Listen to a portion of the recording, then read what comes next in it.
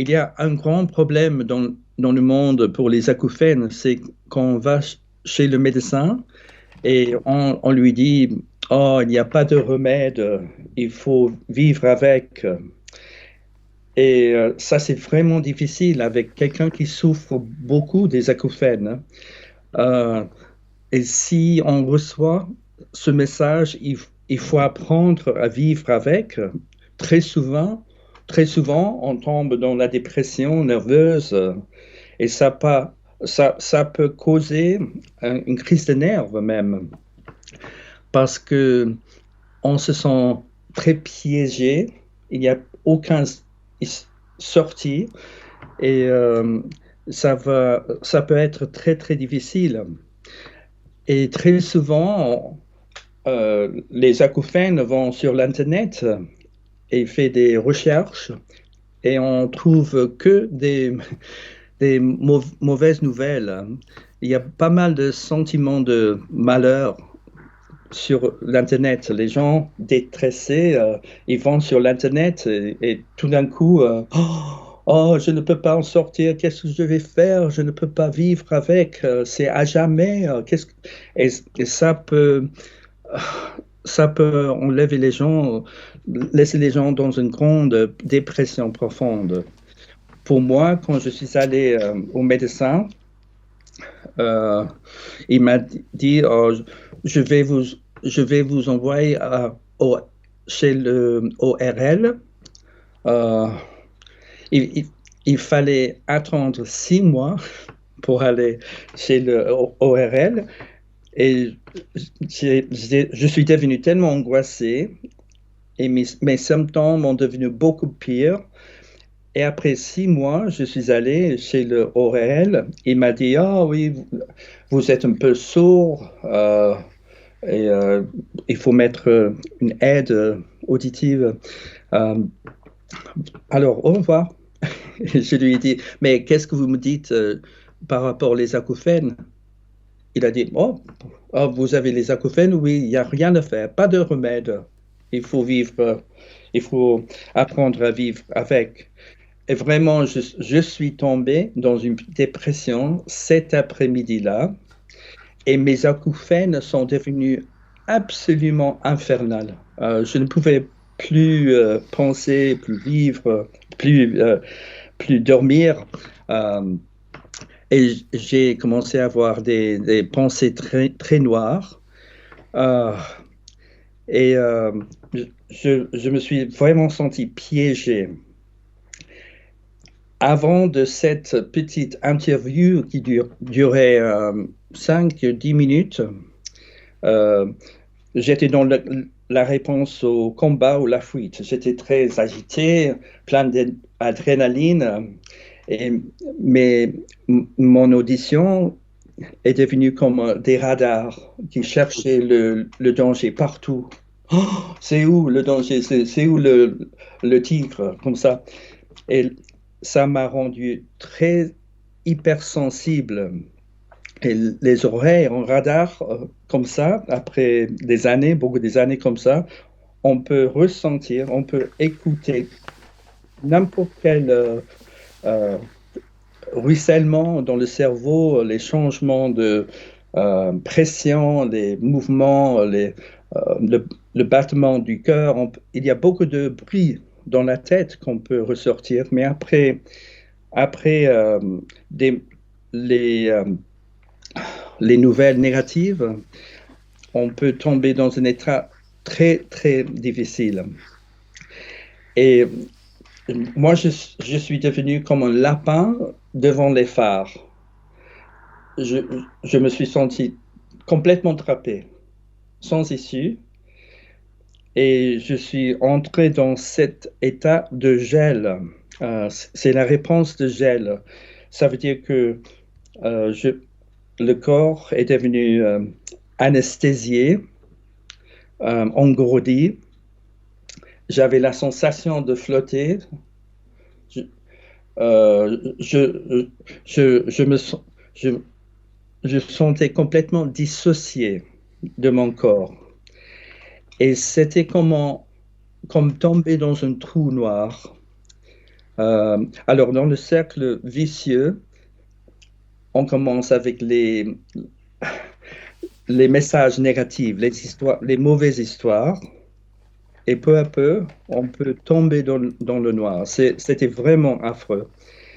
Et j'avais aucune, mais aucun espoir. Personne ne m'avait dit rien de positif. Et j'avais vraiment peur de devoir passer le reste de ma vie dans cet état. C'était pour moi une pensée complètement affreuse. Et alors, c'est le problème le plus difficile dans le monde des acouphènes aujourd'hui, sont les mauvais messages. Et si vous allez dans l'Internet et vous recherchez les groupes des acouphènes, très souvent, vous allez trouver des gens qui souffrent beaucoup. Et c'est un groupe de grondements, de gémissements, de plaintes, de malheurs. Et ça, c'est la pire chose parce que ça peut, euh, ça peut augmenter les angoisses. Et il y a aussi dans les groupes des petits tyrans qui disent ah, ne vous trompez pas, il n'y a pas de remède, vous allez rester dans cette souffrance toute la vie. Et c'est vraiment noir ça, c'est très, très difficile. Pour entrer dans le cercle vertueux, euh, c'est, ça commence avec les infos positives, avec les histoires positives, des gens qui se sont sortis. Euh, et moi, je suis une de ces personnes. Quand je suis devenu beaucoup mieux, après un an de la thérapie crânio-sacrale, je me suis guéri. Euh, les symptômes sont complètement finis. Euh, j'ai- Après un an, j'ai recommencé à connaître la silence. Et pour moi, c'était un miracle parce que vraiment, je pensais que j'allais souffrir des acouphènes toute la vie. L'ORL m'a dit, il n'y a rien à faire, pas de remède. Et moi, malheureusement, je l'ai cru. Je pensais, oh, ce monsieur, il doit connaître, il est ORL, alors il devrait savoir comment ça marche. Mais heureusement, j'ai commencé à trouver une thérapie qui m'a beaucoup aidé à me détresser, me détendre. Je suis revenu au bien-être et j'ai appris beaucoup sur Il fallait étudier la anatomie et physiologie, comment le système de nerfs marche. J'ai beaucoup appris sur la réponse au combat ou la fuite et la réponse de gel. Et j'ai appris que les acouphènes sont complètement changés par ces deux réponses-là. Alors, si on devient très calme et on laisse de penser des acouphènes tout le temps et on reçoit des traitements pour détendre le système de nerfs, ça va changer les acouphènes. Et peu à peu, j'ai commencé à écouter des histoires des autres gens qui se sont guéris. Et j'ai parlé avec quelqu'un qui sonnait complètement dépassé des symptômes. Et, euh, et peu à peu, je me, suis- je me suis rendu compte du fait que c'est un symptôme complètement changeable. Et avec la thérapie, avec les histoires positives, on peut ressentir un sens de l'espoir et on peut comprendre comment ça marche. Euh, et on peut entrer dans un cercle vertueux. On se sent beaucoup mieux. Les pensées catastrophiques s'arrêtent. Euh, Et on peut sentir une grande sensation de soulagement. Parce que si on apprend le yoga, si on apprend à faire les massages au visage, si on apprend à s'apaiser à soi-même, par exemple, bailler et masser le visage et derrière les oreilles, comme ça peut changer le niveau de euh, adrénaline. Et ça peut causer des affects parasympathétiques. Je ne sais pas si on dit ça en français, mais c'est le contraire de la réaction de stress.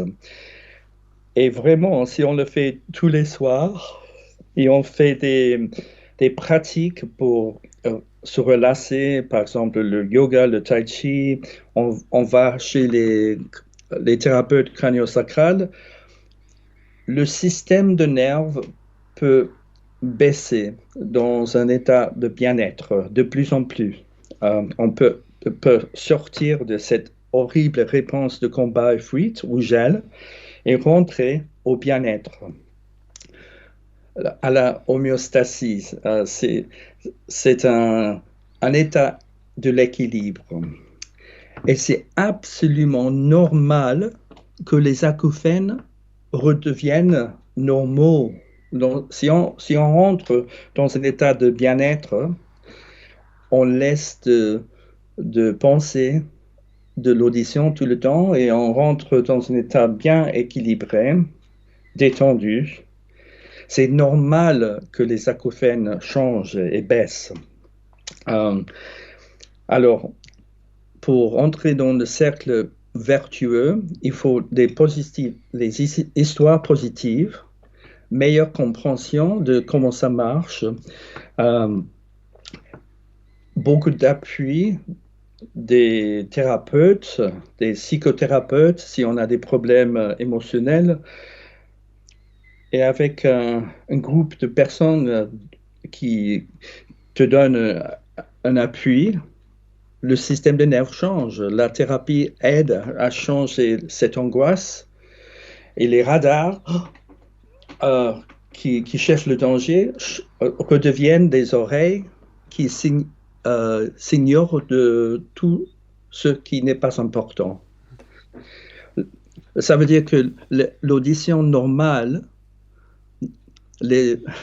l'audition normale, ça tombe en veille la plupart de la journée. Les oreilles restent tranquillement derrière. On fait des choses. Si on entre dans une conversation, on se rend compte des pareils, on écoute activement à la conversation et après on rentre à l'ordinateur et on évite d'écouter beaucoup de choses pendant la journée. L'audition tombe en veille et le cerveau évite d'écouter les ruissellements, les changements de pression, tous les bruits dans la tête, ils ne sont pas importants. Et le système auditif rentre à cet état d'équilibre où on évite d'écouter des choses pas importantes.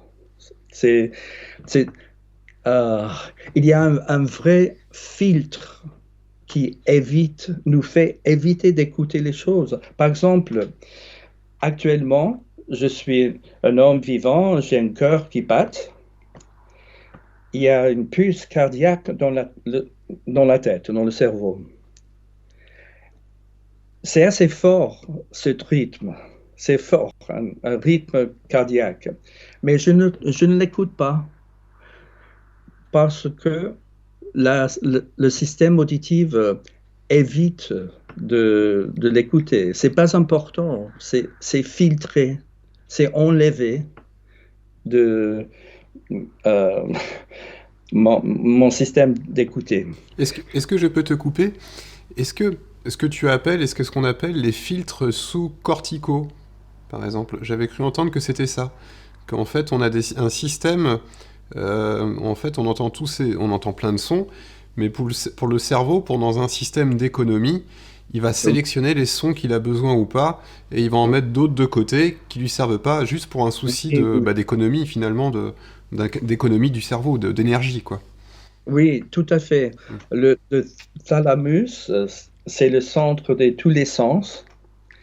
Et si on va nager dans la mer froide, on va ressentir tout la peau et le froid. Et, et toutes les informations de comment nager sont beaucoup plus importantes que les acouphènes. Alors le thalamus va réorganiser tous les infos qui entrent dans le cerveau. Et il y a une priorité très importante. Les acouphènes passent à travers une étape où le thalamus met la priorité dans l'audition. Mais quand vous nagez dans la mer, cette priorité change énormément. Et aussi, il y a dans le fond du système de nerfs, le système d'activation réticulaire. C'est très intéressant. Si on met un acouphène dans le scanner vivant, on peut regarder toutes les parties du cerveau qui sont allumées, où il y a trop d'activation. Et cette système d'activation réticulaire, ça veut dire que ce qu'on pense, le cerveau cherche. Et avec tous les acouphènes, le cerveau cherche les sensations, les petits ruissellements. Il y a des parties très importantes du cerveau qui sont activées. Et quand on redevient au bien-être, les filtres commencent à éviter, à quitter tous les bruits pas importants de notre connaissance. Et on ne les écoute plus à cause de ces filtres qui marchent bien. Et je te recoupe, excuse-moi, mais donc finalement, de ce que tu dis, c'est très intéressant finalement de redévelopper aussi de la concentration. Par exemple, moi des fois quand je fais un entraînement de sport, par exemple, quand je vais reprendre je sais pas, moi j'ai peut-être 150 km à faire en vélo, par exemple, et ben il y a un moment, mes acouphènes, je les entends plus. Et en fait, je suis tellement dans mon effort sportif, que j'ai une concentration par rapport à ce que je fais, à différents types d'entraînement, enfin à mes exercices, etc., etc. Donc en fait, il y a une défocalisation, et le cerveau va justement mettre ce signal acouphénique de côté. Et quand tu fais le sport, le cerveau se focalise sur le mouvement corporel, la respiration, où tu vas. Il faut être très conscient de la route, des montagnes. C'est beaucoup plus important des acouphènes. Alors, la priorité change énormément. Et ça veut dire que ce que tu penses, vraiment, ça devient ta réalité. C'est ça. Alors, si tu fais un sport, ça change tout. Si tu entres dans un groupe des acouphènes qui portent plainte tout le temps et qui dit qu'on ne peut pas en sortir, tu vas l'alimenter. D'accord. Oui, en fait, c'est ça. En fait, le souci, c'est que... c'est ça. Excuse-moi. J'ai un chat dans la gorge. Non, le souci, c'est ça, c'est que si, d'une certaine manière, tu restes coincé dans les acouphènes avec des messages négatifs, par exemple, c'est vrai qu'un médecin qui va te dire on ne peut rien faire, c'est sûr que ça va parce que le médecin est quand même figure d'autorité par rapport à la santé, voilà. Et s'il te dit on ne peut rien faire, tu vas rester enfermé dans une sorte d'impasse. Donc, et le souci, c'est que d'une certaine manière, tu vas alimenter de plus en plus de l'anxiété, tu vas pas t'en sortir. Et en fait, d'une certaine manière, tu alimentes la croyance que tu peux rester bloqué dans cette situation et qu'il n'y a pas de changement. Oui, tout à fait. Ça, c'est le cercle vicieux. Mhm. Mais si on commence si on cherche les histoires positives, et on Mhm. a des gens comme moi, comme on a fait en sortir, euh, on, on peut apprendre beaucoup. Et si on rentre dans un état de bien-être, avec le système de nerfs très confortable, avec beaucoup de travail corporel, comme les masseurs, les thérapeutes crânio-sacrales, n'importe quelle euh, personne qui travaille avec le corps. Mhm. euh, euh, ça aide énormément. Et si on ressent le plaisir et le confort, ça aide énormément Ouais. au système de nerfs à changer. Ça change les acouphènes même. Et la sens d'être très sécurisé, En euh, sécurité? oui, en sécurité. Ouais. Ça, c'est vraiment très important pour aider des acouphènes. Alors après, non, massage, oh, on se sent vraiment détendu, plus de pensées rapides, le corps se sent très aisé. Ah, et les sens redeviennent, rentrent à la normauté. Le plus important à comprendre, les sens sont très changeables. Ouais. Et le but, c'est de se sentir aisé, confortable, avec beaucoup de plaisir ah, et en sécurité. Et en fait, je pense aussi que le rôle d'un thérapeute, comme tu dis, c'est d'essayer de faire prendre conscience à la personne qui, parfois, donc les personnes qui ont des acouphènes ou voilà, des problèmes d'anxiété importantes, il faut leur faire redécouvrir qu'elles sont capables d'avoir des moments de relâchement pour, d'une certaine manière, qu'elles se l'ancrent dans leur mémoire, qu'elles sont capables d'avoir des moments de relâchement et après de se servir de ça pour aller mieux, quoi. Oui, Pour, oui. C'est à cause de ça que moi j'ai une application en anglais qui ouais, s'appelle Quieten. ouais, Euh, et dans le Matrix, là, les gens bloqués, il y a les, les présentations, les oui, explications. mhm, Très important, il y a les techniques à faire. Il y a beaucoup de techniques. C'est une application très pratique. ouais, Et dès que quelqu'un apprend à s'apaiser à soi-même, ça c'est vraiment utile. ouais. Au lieu de penser dans cette façon catastrophique, se sentir sans issue, il faut apprendre à s'apaiser, faire des massages, faire du yoga, tai chi, faire des, il y a beaucoup de petites façons, petits trucs qui peuvent aider énormément aux acouphènes. Et si on devient capable de s'apaiser à soi-même et on est entouré des thérapeutes qui peuvent aider pendant les jours difficiles, le, les symptômes tombent peu à peu en bas. Ouais. Il y a les petites montagnes, les petites vallées comme ça, mais on va dans la direction d'amélioration. Ouais.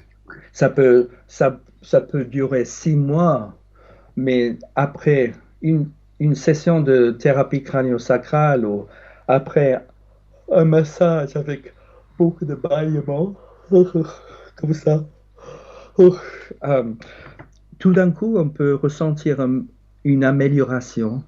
Ah, c'est un peu mieux. Eh ben, dis donc, ça marche bien. Ouh, je vais continuer avec ça. Et les symptômes commencent à baisser.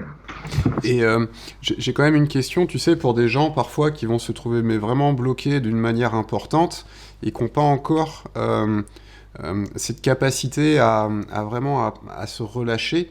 Est-ce que parfois aussi c'est quand même bien d'aller voir bah, son médecin et qui peut l'aider provisoirement avec certains médicaments qui peuvent un petit peu aussi atténuer l'anxiété et en parallèle quand la personne retrouve un petit peu plus d'énergie, bah justement d'aller voir des thérapeutes qui peuvent l'aider à s'auto... Attends, comment on dit ça déjà? À ce que la personne soit capable d'elle-même faire ces exercices pour qu'après, pour qu'elle reprenne confiance en elle, finalement. Et Oui, puis oui, qu'après, elle devienne autonome. oui, oui.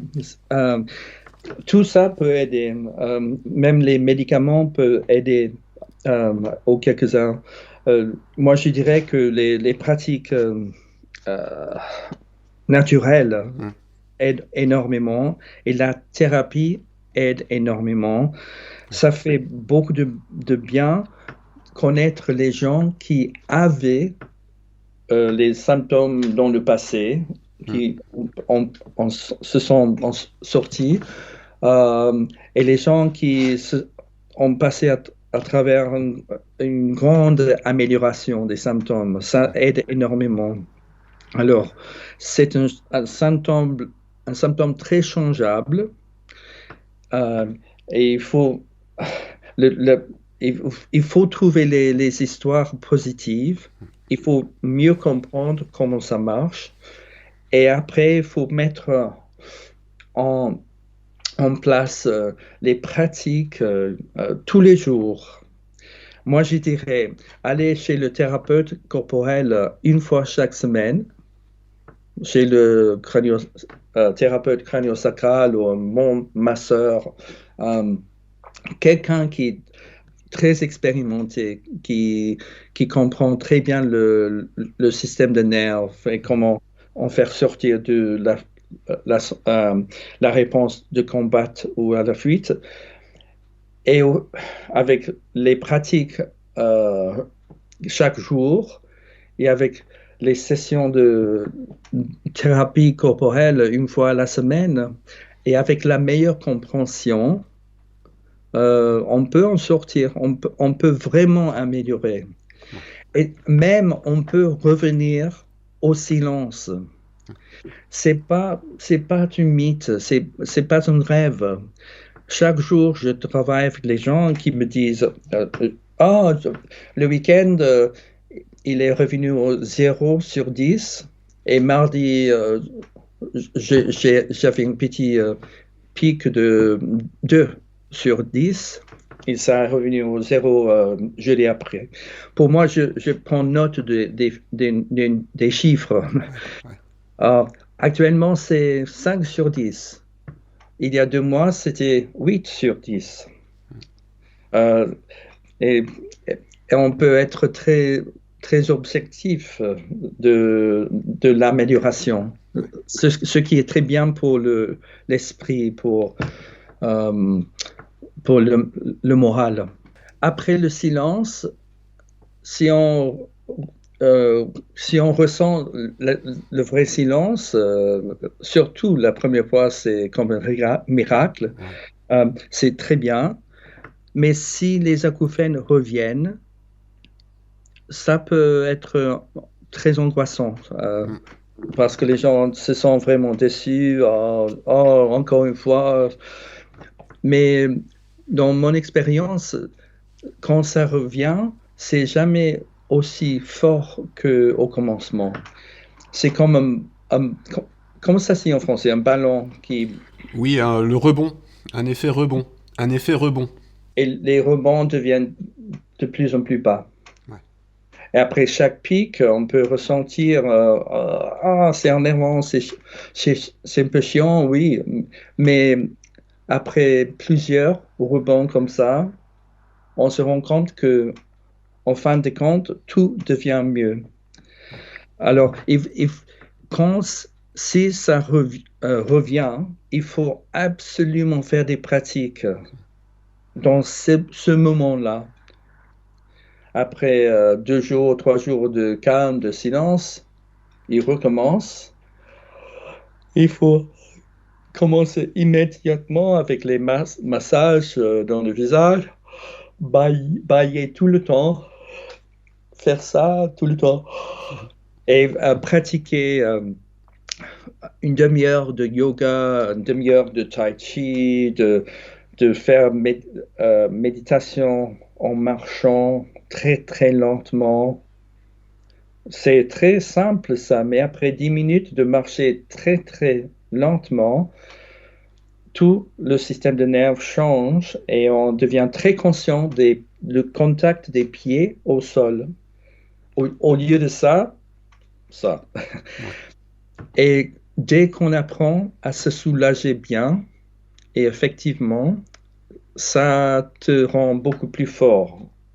Moi, je sais très bien, si je deviens hystérique, tu me donnes un sol, une demi-heure, oh, et j'ai appris bien à me soulager. Avant, c'était avec les acouphènes. J'ai plus des acouphènes aujourd'hui, grâce à Dieu. Et maintenant, si je deviens hystérique parce qu'il y a un problème dans la vie, je sais le faire maintenant. Une demi-heure de bon yoga, de bonne respiration, par exemple, inspiration et longue expiration. C'est tellement simple ça, inspirer et longue expiration. Si je fais ça pendant 10 minutes, 15 minutes, je sais que je vais ressentir beaucoup mieux et beaucoup plus calme. Et dès qu'on sait qu'on peut le faire, on se sent vraiment plus fort et la peur, c'est moins menaçante. Tout devient plus facile. Et en fait, ce qui est intéressant dans tout ce que tu dis, c'est ça, c'est que on a tendance, nous, à vivre un petit peu trop dans notre mental. Et le fait de revenir à des sensations corporelles, donc que ça peut être le yoga, le tai chi, ça peut être le sport aussi, hein, mais le sport pas en excès non plus, hein, parce que ça aussi c'est un autre problème. Oui.